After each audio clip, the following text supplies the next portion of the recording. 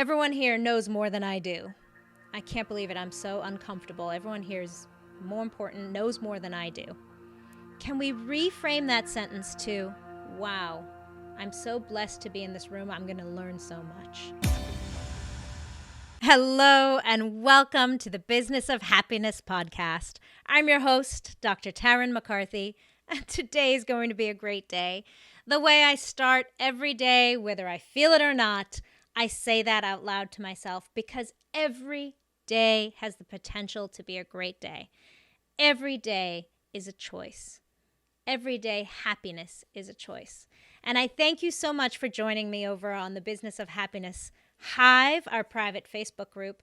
On the Business of Happiness Hive this month, we are doing a gratitude challenge. It's one of those extremely poignant moments in my life when I decided to implement a gratitude practice in every single day of my life, which has changed the way I perceive my days. It's changed relationships in my life. It's made me value my husband even more. It's made me seek happiness every day. And I just have to say thank you to all of you who are putting happiness as a priority in your life. Because not only are you changing your own perspective on the world, but you are being an enormous inspiration to those around you. You know, right now in our world, there's a fashionable term called toxic positivity, where positivity and happiness is really being demonized. And I'm excited to be talking to you about this in a future podcast episode. But for now, I just want to say thank you. Thank you for being courageous enough to pursue joy and happiness in your life and to look for those tools and techniques for you to feel that inner fulfillment. Tonight, what we're talking about is imposter syndrome. And imposter syndrome is one of those absolute killers of happiness. Imposter syndrome is something that sets into your heart and makes you doubt yourself to the deepest, deepest degree. So if you haven't heard of the term imposter syndrome, I'll tell you what it is. It's that feeling of unworthiness, that sinking feeling when you look around the room that if anyone found me out, they'd realize that I really don't belong here. It's interesting because it's reported that 70% of people in America have either felt imposter syndrome or identify with that experience, and that there's a predilection for people who are high achievers or very successful, driven people. Isn't that interesting? And what's fascinating is some of the most incredibly experienced experts in their field have felt and reported feeling imposter syndrome. One of them, who I was so surprised to find out about, is Maya Angelou. Can you believe that after writing her 11th novel, she said that she was afraid that finally everyone would find her out, that she really isn't the expert she pretended to be? Can you believe that? In fact, the other person who I found out about was Albert Einstein, and he actually created his own term, which at the time was involuntary swindler. He called himself an involuntary swindler, because he was so afraid that he would be found out for being a fraud. Can you believe it? Really, the most accomplished people feel this way. So please, if you've ever felt this way in your life, try to feel great about yourself that you're in the same room with Albert Einstein and Maya Angelou, because these are extremely heroic people, extreme experts in their field, who themselves felt like they were pulling the wool over our eyes.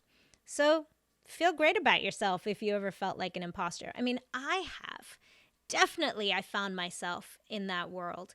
In fact, I felt like such an imposter that I didn't even go to my college graduation. I thought that if I showed up at my college graduation, they'd realize that I really didn't deserve the GPA that I had earned. Can you believe it? In fact, I even felt when I applied to dental school and I got into dental school that they had made a mistake, that there was an error when I was accepted into one of the top dental schools in the country. Of course, ignoring all the accomplishments that I had in my wake. But this is one of the things about imposter syndrome is it's a liar as well, as much as we've talked about how fear is a liar. And that really is what's sitting behind imposter syndrome. It's just fear by another name. In fact, imposter syndrome can also be hidden behind things like perfectionism, self-doubt, fear of failure, and anxiety.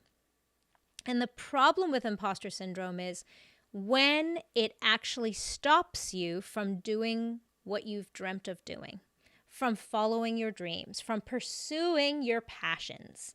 Not only is it a problem because it robs you of your happiness and of your inner fulfillment, because it might stop you from doing the very thing that you love to do, but it also could prevent the rest of the world from receiving the benefits of your excellence. Imagine if Albert Einstein had let imposter syndrome stop him in his tracks. Imagine if Maya Angelou hadn't continued to write her beautiful poetry just because she felt like a fraud. So what we're talking about here in this podcast episode is, how do we address imposter syndrome? So it sounds like 70% of us are going to feel this way. Well, what do we do when it happens? Let's go over some ideas of what we can do when we feel like a fraud. The first question I'll ask you is it true? Is it true? This is possibly the most important question. Is the sentence or the statement that you have in your head actually true? Have you earned the accolades that people are giving you, or have you not? Is it true that you're an imposter? And this is where we strip away feelings from reality, feelings from evidence, emotions from fact.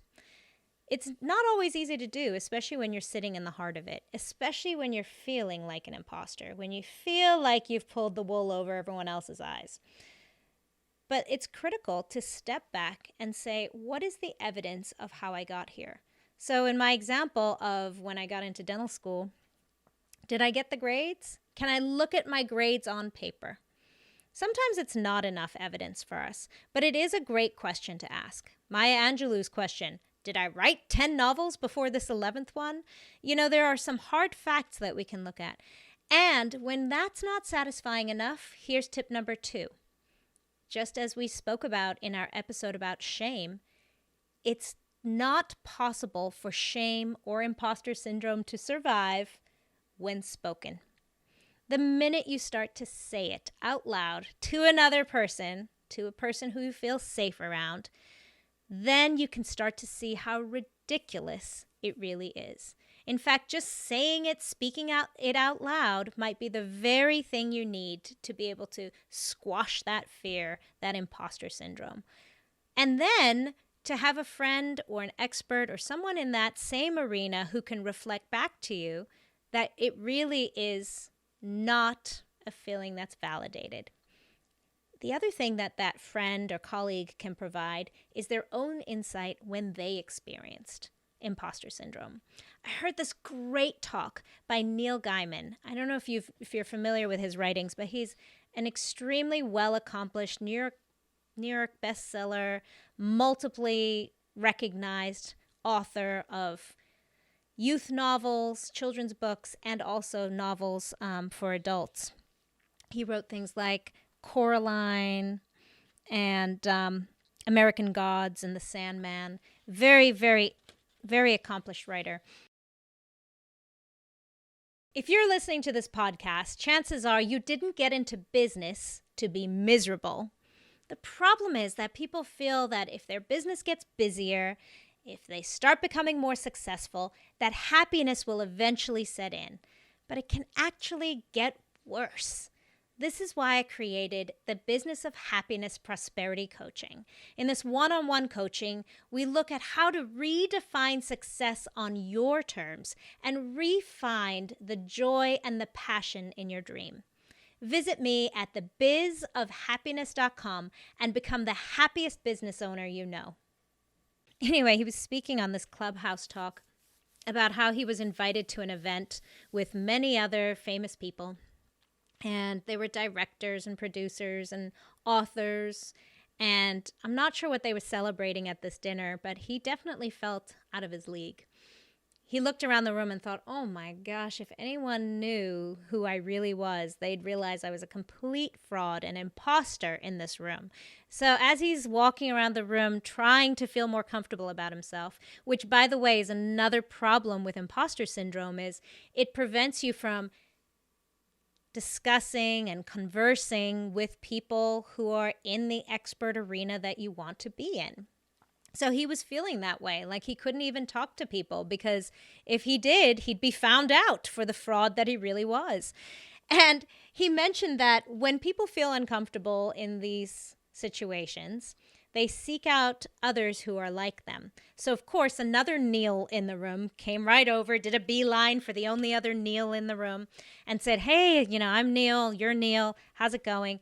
And they started chatting a little bit, and Neil Gaiman said, look, I'm extremely uncomfortable. I'm so glad you came over to talk to me.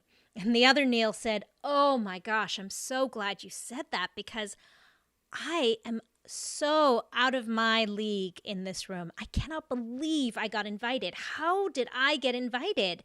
I'm terrified someone's going to turn around and see me for who I am. And in that moment, Neil Gaiman realized that this other Neil felt the same way he did. So there's that sharing of experiences so that they could both look at each other and reflect to each other that they both deserved to be in that room. The punchline of this story is the other Neil that he was talking to was Neil Armstrong. So can you believe that here's the man who walked on the moon feeling like he was out of place and didn't deserve to be in a room of experts? If this isn't a relief to you, then I don't know what is. If Albert Einstein and Neil Armstrong can feel imposter syndrome, then please, if you feel this way about any arena in your life, recognize that you are in good company. Because feeling like an imposter is just an indicator of the value that you put towards this space. It's just letting you know of how important this really is to you. So, number one, remember we mentioned just recognizing that you feel that way and asking yourself, is it true? And then sharing it with somebody. Finding out, does someone else feel the same way? Or can they maybe be a mirror for you to show you that you really do deserve the accolades that you're receiving? Recognizing and respecting your values is another way to combat imposter syndrome. Can you step outside of it and see it for what it is, an indicator of what you really value, of how important this really is to you? You care deeply about this, and that's why you feel so uncomfortable in terms of being an expert. And then the next step is, can you rewrite your story? Can you take that sentence or that phrase that keeps repeating in your head and say it to yourself a little differently? So here's an example. Wow, everyone here knows more than I do. I can't believe it. I'm so uncomfortable. Everyone here is more important, knows more than I do. Can we reframe that sentence to, wow, I'm so blessed to be in this room. I'm going to learn so much. See how that puts you back in the seat of power. See how that gives you back the value that you've earned to be there and in that space. Instead of making you less than everybody else, even if you feel like you don't have the same accomplishments, and maybe you don't, recognize that you're in a room of greatness, that you're in an arena of greatness, and that you really want to be there. And how fabulous will it be for you to stay and to keep learning? Because that's another danger of imposter syndrome, is that you won't keep pursuing your dream. Not just it won't feed to your happiness, but you won't get better. Because we all have to start somewhere. Not one of us started knowing everything. It's not possible. We didn't just start knowing all of physics or all of dentistry or all of teaching or all of novel writing. There has to be a beginning. There has to be a stumble and a fall. There has to be failure.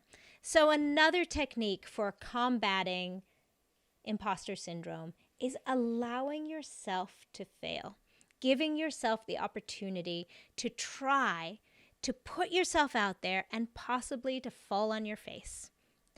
That's what I have learned the hard way. And it's in the learning to fail, the freedom to be able to try, the freedom to be able to give yourself room to possibly fail. That's where the growth happens. And that's how experts are made in their arena. In fact, I would almost say that most experts, if not all, have at one point felt like imposters. And if they didn't, perhaps they weren't pushing themselves hard enough. Perhaps they weren't stretching themselves outside of their comfort zone enough. So, constantly being able to put yourself out there can help you with imposter syndrome. And then the last piece of advice I have for imposter syndrome is painting a picture of success, visualizing it a little bit differently. So instead of visualizing yourself getting up on that stage and stumbling and falling and everyone laughing at you, visualize standing up there and owning the room. Visualize getting up there and feeling like an expert. Take a page out of the Olympic athletes' book where they literally sit and visualize the excellence of their movements. They imagine how they're going to perform out on the Olympic stage and do so for yourself. What would you do if you didn't feel like an imposter? What would you do if you were the expert? And visualize that before you go out on that stage. So, simply observing it and reframing your thoughts, getting comfortable with conversing with your colleagues about it, and changing your perspective in the moment. These are all ways to combat imposter syndrome. But I think the biggest lesson for me is just that so many people feel this way, especially leaders, especially those of us in healthcare, especially those of us who are trying to be the very best at what we do. And even parents. I think as a parent, a leader of your family, often we can feel like imposters. I don't really know what I'm doing. But here's the secret. Nobody does when they start out. Nobody knows what they're doing when they start out. And it's only by trying and failing and trying again and being brave and courageous enough to face those uncomfortable feelings of unworthiness, of fraudulence, of constantly pushing yourself to be your very best. It's only by facing those fears that you actually can become the very best of who you are. Well, my friends, thank you again for listening to this incredible episode, and thank you for hearing my history of imposter syndrome. It's still something that I face, and I know so many of you do. But slowly, just like any other muscle that we constantly flex and practice, slowly it becomes more and more comfortable, because I don't think imposter syndrome will ever go away from me. But maybe it can be just a small part of my conversation in my head and not defining my whole life. I think that's true for many people who have that perception of maybe not owning the accolades that they've achieved, owning the accolades that they've received.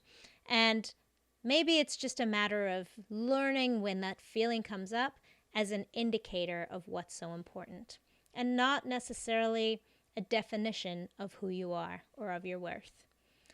I hope this has served you. I hope that you have taken value from this conversation. I look forward to seeing you again next time. And remember, when you feel good, you can do good. Bye-bye.